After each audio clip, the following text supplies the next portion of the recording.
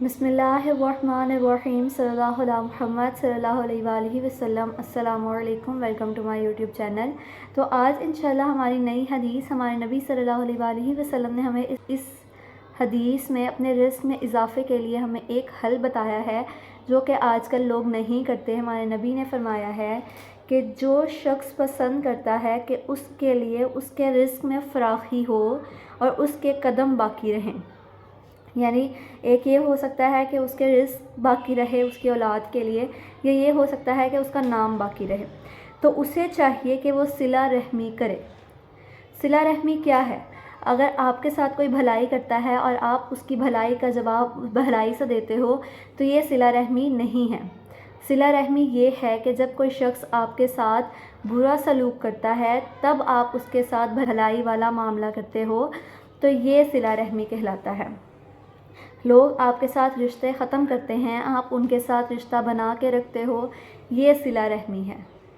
اگر آپ کو کوئی تکلیف دیتا ہے، کوئی پریشان کرتا ہے، کسی بھی طرح سے ہو سکتا ہے، رزق کے معاملات ہو سکتے ہیں، لین دین کے معاملات ہو سکتے ہیں، رشتوں کے معاملات ہو سکتے ہیں، تو اگر آپ سے کوئی برا سلوک کرتا ہے، قطع تعلق کرتا ہے، اور اگر آپ اس کے ساتھ بنا کے رکھتے ہو، آپ اس کے ساتھ بھلائی کرتے ہو، یہ صلہ رحمی کہلاتا ہے۔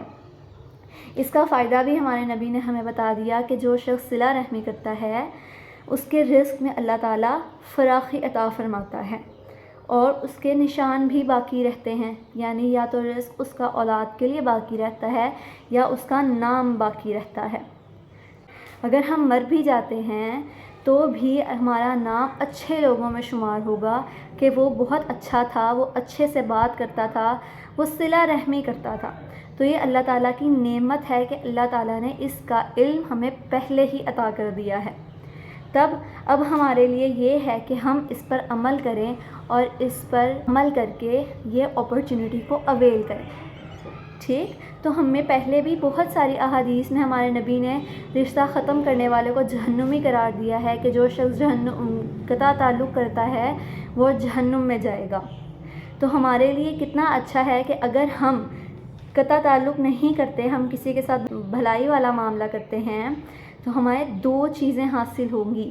ایک تو ہمیں جنت حاصل ہوگی، اور دوسرا اللہ دنیا میں ہمارے لیے رزق کی فراخی کر دے گا۔ تو اس سے اچھی بات اور کیا ہو سکتی ہے؟ ہمیں دوسروں کے ساتھ صلہ رحمی والا معاملہ کرنا چاہیے۔ ٹھیک، اگر لوگ آپ کے لیے راستے میں پتھر بچھاتے ہیں اور اگر آپ ان کے راستے سے پتھر ہٹاتے ہیں تو یہ بہت بہترین ایک تو صدقہ بھی ہے اور صلہ رحمی میں بھی شامل ہو جاتا ہے۔ تو آپ اپنی طرف سے ایفرٹ پوری رکھیں، انشاءاللہ اللہ تعالیٰ آپ کو اس کا ثواب ضرور عطا فرمائے گا۔